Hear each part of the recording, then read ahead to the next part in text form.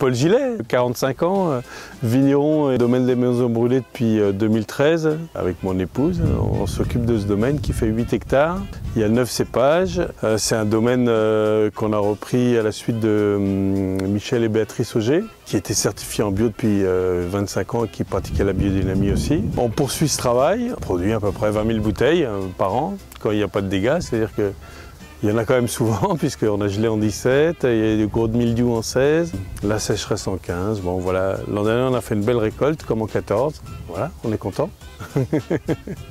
Bonjour à tous, je suis ici en Loire, chez Paul Gillet, du domaine Les Maisons Brûlées. Dans cette première vidéo, on va parler de viticulture, et plus particulièrement de 2 parcelles sur lesquelles se trouvent 3 cépages. 3 cépages qui se retrouvent dans la cuvée Air de l'eau. Air de l'eau, c'est l'une des 2 bouteilles du coffret de juin. En effet, tous les mois, vous pouvez retrouver les vins naturels des vignerons qu'on rencontre sur cette chaîne YouTube. Il suffit de vous abonner, pour cela d'aller sur jusdelavigne.fr.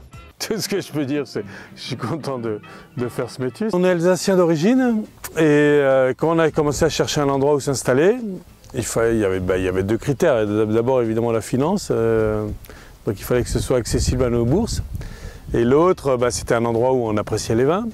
Donc il y en avait plusieurs quand même, mais plutôt dans le nord de la France en général. Et on a assez creusé le terrain de la Loire, et puis après ça a été un concours de circonstances comme souvent, et qui fait que j'étais intéressé par une propriété à une trentaine de kilomètres d'ici. Avec un ami, on est venu voir Michel et déguster un soir. Michel m'a proposé de venir tailler, et pendant la taille, il m'a proposé aussi de reprendre le domaine. Donc on a mis 3-4 mois à tomber d'accord et ça s'est fait assez vite quoi, puisque je suis venu tailler janvier-février 13 et en août c'était fait. Voilà, puis maintenant on est en 19, il y en a déjà 6 qui sont passés, ça me paraît incroyable. Tout ce que je peux dire, c'est que je suis content de faire ce métier. Je ne le voyais pas autrement. Moi j'étais caviste au début des années 2000 et on a commencé, c'était le moment où il y avait les premiers vins nature, donc on a commencé à en vendre. Et puis après on s'est rendu compte qu'on buvait plus que ça. Et puis ça vraiment été ces vins-là qu'on a envie de boire. Donc notre démarche a été de faire les vins que nous on voulait boire et c'était ça qu'on proposait. Donc forcément vin nature ça passe par des raisins bio. Et puis plus j'ai pratiqué le métier, plus je me rends compte que l'autre voie n'est pas cohérente, quoi. Enfin, moi elle ne me parle pas du tout. C'est presque aberrant, la viticulture ou l'agriculture comme elle est pratiquée de façon conventionnelle. Donc pour être cohérent avec moi-même et puis avec mon idée de bien faire les choses. Tout ce que je peux dire, c'est que je suis content de faire ce métier. Nous on est certifié en Déméter. Mon prédécesseur est quelqu'un qui a essayé de pousser la démarche en biodynamie assez loin. Moi, quand j'avais fait mon BPREA en Alsace, c'est l'endroit où il y a le BPREA biodynamique. Donc ça nous a permis un peu d'échanger et puis c'est une option que j'avais prise. Ça m'avait beaucoup intéressé comme précepte, donc on essaie d'appliquer comme on peut ici. Bon, il faut que chacun se l'approprie et on essaie de faire au mieux pour réfléchir dans cette vision des choses telle qu'elle est présentée et 2 dans les pratiques qu'elle propose, quoi. La biodynamie, c'est un petit bon sens en plus, quoi. Enfin, au départ, c'est déjà être un bon paysan, je pense, ou comme on dit, c'est-à-dire observer déjà beaucoup, être à l'écoute de ses vignes, de sa terre, de voir ce qui se passe. Et puis après, il y a un petit plus, un petit 10% en plus, c'est-à-dire utiliser les préparations biodynamiques, réfléchir quand on intervient, au moment où on le fait, si c'est opportun, et par rapport aussi aux astres, quoi. Et principalement à la Lune, ouais. Après, chacun doit se l'approprier, on peut aller plus ou moins loin dans ses pratiques. Moi, j'aime bien creuser sans vouloir être trop dogmatique dans la démarche. Tout ce que je peux dire, c'est que je suis content de faire ce métier. Cette parcelle s'appelle les Maisons Brûlées, il y a 2 hectares, elle est ceinturée de bois. Il se trouve plusieurs cépages, des vieux gamets qui sont à gauche. Ici, on est dans les Pinots de Nice. Après, il y a des Cabernets Francs. Il y a de nouveau des gamets assez intéressants qui sont derrière. C'est une parcelle en coteaux sur la rive sud de la vallée du Cher. Sur les 8 hectares qu'on a, donc il y en a 6 qui sont autour de la maison. Presque les 6, c'est des coteaux sur la vallée du Cher. Parce qu'après, les vignes sont majoritairement sur les plateaux. c'est pas tout à fait le même type de sol. Au niveau qualitatif, en termes de terroir, c'est vraiment les coteaux qui sont les plus intéressants. L'ensemble du domaine est pratiquement d'un seul tenant, avec des bois, des haies et pas trop de voisinage. Les bois, qu'est-ce qu'ils apportent? Évidemment du mycélium dans les terres, donc un échange vis-à-vis du terroir. Après, toute la flore qui peut y vivre, les oiseaux qui sont là pour nous aider avec les insectes.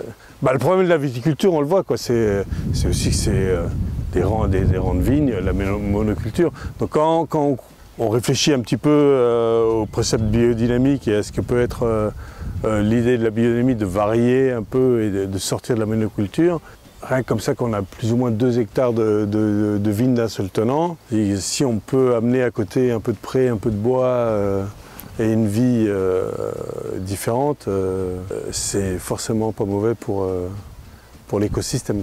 Tout ce que je peux dire, c'est que je suis content de faire ce métier. Alors principalement, c'est ce qu'on appelle des argiles à silex. De l'argile, des silex, plus ou moins de cailloux, ça dépend, tu verras, en haut il y en a plus, ici un peu moins, un peu de sable.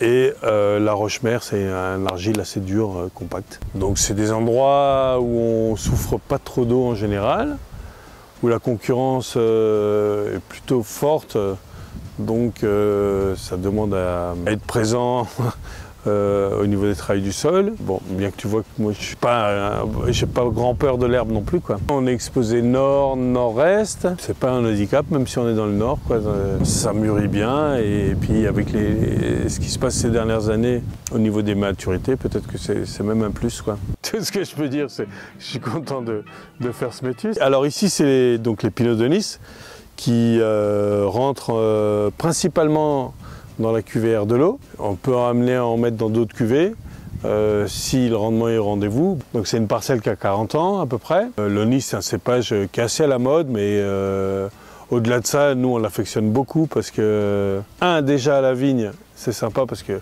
il est moins malade que les autres. Il a tendance à pourrir en fin de saison. Au niveau du mildiou, il est quand même moins sensible. Et puis après, oui, en termes de vin, il a une aromatique très agréable, à part. Donc déjà, il marque son originalité, mais son côté épicé, et puis c'est fluide. Ça fait des vins avec peu de couleurs, légers, mais de caractère. Tout ce que je peux dire, c'est que je suis content de faire ce métier. Nous, on fait jamais des forts rendements. L'année dernière, on a fait 27 hectares de moyenne. Ça a été notre meilleure récolte. L'année d'avant, 17 avec le gel, on a fait 13. Sinon, on fait 20. Bon, notre objectif, on s'améliore, c'est d'être entre 25 et 30. Mais pour le coup, l'an dernier, on a fait 50 ici. Bon, écoute, on les prend, ça gâche pas la qualité. Tout ce que je peux dire, c'est que je suis content de faire ce métier. Donc on est dans les maisons brûlées, juste au-dessus des Onis. Là, il y a une parcelle de 30 arts de gamay. C'est du gamay qui a 65 ans à peu près. C'est du très très beau matériel végétal. Bon, alors les pieds sont un peu dans tous les sens, mais ça fait du fruit de super qualité, C'est des petites grappes avec des petites grumes. Et rien qu'à manger le raisin, tu te rends compte que c'est très qualitatif. Alors évidemment, ça ne produit pas des masses. Après, j'ai un problème, c'est que c'est une vigne un petit peu plus serrée. Donc j'arrive pas à travailler avec le matériel que j'ai comme je veux. Donc c'est l'option aussi, puisqu'on a un cheval et que j'aime les chevaux et par plaisir, je vais travailler un petit peu la vigne avec notre cheval. Donc c'est une parcelle qu'on travaille pour l'instant juste au Canadien, on ne travaille pas le Cavaillon. Avec le cheval. Donc là on n'a pas pu passer encore parce que c'était trop sec, maintenant c'est trop mouillé, où il y avait autre chose à faire. Mais là, donc là j'ai juste tondu comme je pouvais, et puis on devrait pouvoir faire ça la semaine prochaine, si les conditions s'y prêtent. Tout ce que je peux dire, c'est que je suis content de faire ce métier. Ces gamets rentrent dans l'assemblage du de l'eau. Normalement, ce qu'on fait, enfin ce qu'on a toujours fait de 13 à 17 en tout cas, c'est que cette parcelle, plus les Onis en bas, plus les Pinot noirs qui sont là-bas qui rentrent derrière de l'eau, on les vendange à peu près à 2 jours d'intervalle pour que tout cuve ensemble. Parce que l'idée, et que ce soit dans tous les rouges d'assemblage, c'est que ça cuve ensemble. C'est-à-dire que l'assemblage soit fait le plus tôt possible. Et je pense, pour moi, je trouve ça c'est le plus intéressant. C'est là qu'on a le meilleur fondu, donc c'est ce qu'on cherche à faire. On ne l'a pas fait en 18, On l'a pas fait en 18 parce que justement, normalement, il faut chercher un point un petit peu entre les maturités des 3 cépages. Les pinots noirs étant plus précoces, après viennent les gamay, après les onyces. Donc souvent on rend des pinots noirs gamay un peu plus mûrs et des onyces un peu moins mûrs. Et l'équilibre fonctionne bien. L'an dernier ça n'a pas été possible, vu les rendements qu'on a fait dans les onyces. Ça a retardé les maturités. Donc il a fallu qu'on rentre les gamay et les pinots noirs à l'avance. Donc gamay et pinot noir on macéré ensemble et les onyces sont macérés à part, assemblés derrière les pressurages pour être élevés. Enfin, on a différents types de futailles, tout le jus assemblé, quoi.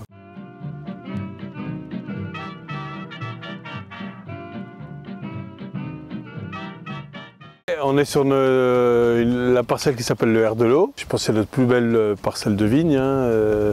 C'est un joli coteau, une vraie terre à vigne, beaucoup de silice, pas très fertile, mais sûrement très adapté à la vigne. Donc ça fait 2,7 hectares, vers les bois là-bas et vers en bas. Pinot noir, sauvignon, cabernet sauvignon, co et des menus pinot en bas. Donc ça fait 5, je crois, 5 cépages différents. Et là on est dans les pinots noirs, 40 arts de pinot noir qui ont autour de 40 ans. Et puis il y a des jeunes là qui n'ont pas tout à fait 20 ans, qui est le point haut du coteau, puisqu'après il y a les plateaux derrière, avec une jolie vue sur la vallée du Cher. Voilà, alors après on est en vin nous on commercialise nos vins en vin de France, donc on n'a pas le droit de faire figurer le nom cadastral d'une parcelle sur une étiquette. Donc c'est pas R de l'eau HERDELEAU, mais R de l'eau R2LO. Tout ce que je peux dire, c'est que je suis content de faire ce métier. Ça n'a pas de prix ça d'avoir 2,7 hectares, enfin 6 hectares d'un seul tenant, presque sans voisinage, vivre au milieu, sortir en tracteur et s'occuper de tout d'un coup. Et puis quand je suis à la maison et que j'ai envie d'aller jeter un œil aux vignes, si je me pose des questions, ben, je pars à pied, puis c'est fait, et puis je vois tout. Enfin, en 25 minutes, une demi-heure, je fais le tour du domaine, je m'inspire des ambiances, du moment, de la vigne. Quand je suis un peu speed dans le travail, je ne sais plus quoi faire. Je me pose et puis je fais le tour du domaine à pied et j'écoute. Et ça permet de remettre les idées au clair. Hein. Tout ce que je peux dire, c'est que je suis content de faire ce métier. Il faut des semis d'engrais verts. Donc on fait des mélanges. Moi je fais principalement un mélange de céréales. Ces derniers temps c'était du seigle, avec du trèfle incarnat, du pois et du lentillon. Les céréales vont travailler la structure du sol en profondeur, plus que ce qu'on fait au tracteur, quoi. Bon, de toute façon, parce que déjà l'idée du tracteur, c'est de travailler vraiment superficiellement et de pas de retourner. Donc les céréales, surtout le seigle par exemple, ont des racines qui plongent assez profond et qui vont décompacter les sols et travailler la structure du sol et permettre d'apporter de l'air et de l'eau plus en profondeur. Les légumineuses, c'est pour enrichir en azote. Principalement, c'est pour la fertilité. Tout ce que je peux dire, c'est que je suis content de faire ce métier. Bah là, en ce moment, c'est la période où il y a tout à faire. Donc, c'est classique. Hein. Juin, la fleur, les traitements, les bourgeonnages qui sont en train de se finir, commencer à remonter les fils. Il va falloir que je fasse mon dernier passage de travail du sol parce que avec cette eau, ça a aussi bien repoussé. Voilà, et puis après nous on rogne pas, on laisse pousser vraiment le maximum où on peut, suivant les années, sur où ça monte, on enroule un peu, et quand ça devient nécessaire, on essime à la main, à la cisaille. Donc ça c'est souvent courant juillet, et puis après on se les roule. Mais là on attend notre copain, avec toute la flotte qu'il y a eu, notre copain le mildiou. Bon, jusqu'ici il n'y a pas eu de pression, donc on va espérer que ils ne sont pas virulents. Tout ce que je peux dire, c'est que je suis content de faire ce métier. Non, mais là, il y a un régime d'averse, il pleut un peu toute la journée comme ça, donc c'est pas possible de sortir. Et en plus, bon, ici, c'est un terrain assez séchant, je pourrais passer en tracteur.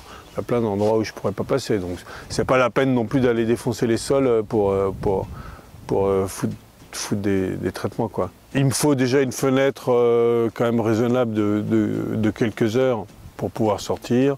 Après, je vais peut-être traiter par partie, quoi. Mais ça, on réfléchit au jour, les conditions, parce qu'il y a aussi pas mal de vent d'annoncer. Alors quand il y a gros vent, Les traitements, t'appliques pas sur les vignes, quoi. Bah, on va forcément le voir apparaître semaine prochaine. Hein. C'est qu'on va voir les premiers symptômes. Bah, c'est toujours une inquiétude. Hein. Pour moi, bon, les traitements, c'est une chose, mais c'est sûrement un point de détail quand même. C'est globalement quand même la météo qui fait tout, quoi. Si ça se cale au beau là pendant 2-3 semaines, ça va faire le travail. Plus que tout ce qu'on peut mettre comme produit. Bah oui, l'idée c'est de fortifier ses vignes, hein, d'avoir une vigne comme n'importe quel être vivant. Plus elle est en forme, mais elle est en santé, et plus elle est résistante aux maladies, quoi. Donc les pratiques biodynamiques aident d'avoir une vigne en bonne santé, en bonne forme, qui va pouvoir mieux résister aux maladies. Hein. Nous, de toute façon, on fait un usage des produits à des doses raisonnées et limitées, quoi, hein. L'an dernier, qui était une année de forte pression, on était à 2 kg de cuivre hectare. L'année d'avant, il n'y avait pas de pression, mais on était à 700 grammes. La dose autorisée en bio, c'était jusqu'à 6 kg. On est passé à 4 kg. Il y a des tas de gens qui râlent. Mais pareil, si on n'a pas une survigueur dans les vignes, ben, à force de foutre des engrais au sol ou sur les feuilles, moi je ne parle pas que pour les bio, mais on nourrit autant la vigne que les maladies. Donc, après, il ne faut pas s'étonner d'avoir une pression maladie et à devoir traiter aussi d'autant plus fort, quoi. Donc là, nous déjà, on n'a pas des objectifs de rendement élevés. On essaie d'avoir des vignes dans une vigueur raisonnable, en bonne santé, et capables de se défendre aussi par elles-mêmes la pression des maladies cryptogamiques. Ça suffit quand même pas, mais après on aide un petit coup en traitant, en utilisant aussi des décoctions et des infusions de plantes. Et en comptant sur la météo, c'est quand même ça qui fait la différence. On peut passer comme des fous quand le temps n'est pas avec nous, je crois qu'on n'y arrive pas, quoi. Tout ce que je peux dire, c'est que je suis content de faire ce métier. C'est un métier exigeant, mais qu'on fait avec passion avec mon épouse là, depuis 6 ans. Et on prend un grand plaisir, ouais. C'est exigeant, des fois on a un peu mal. On sait que physiquement, il va falloir un petit peu lever le pied et pouvoir se faire aider. Mais c'est un vrai plaisir de travailler dehors, de faire ce métier qui est varié, tellement d'aspects différents, de s'occuper des vignes, de faire les vins, de les vendre, ce qui nous permet aussi d'aller nous promener un petit peu. Et de partir du début jusqu'à la fin, effectivement de s'occuper d'une plante, d'en recueillir les fruits, de le transformer. On a un produit aussi noble et intéressant que le vin, et de le faire partager à des clients proches et lointains, c'est un vrai plaisir. Voilà, là on est ancré ici pour l'instant, on s'occupe de ce lieu, et à travers le vin, on l'exprime et on le fait voyager dans le monde. C'est chouette quand même, comme idée. Ça aussi, c'est quand même très intéressant de chaque année de se remettre en question, d'avoir des nouvelles conditions, des nouveaux raisins et des vins assez différents, quoi.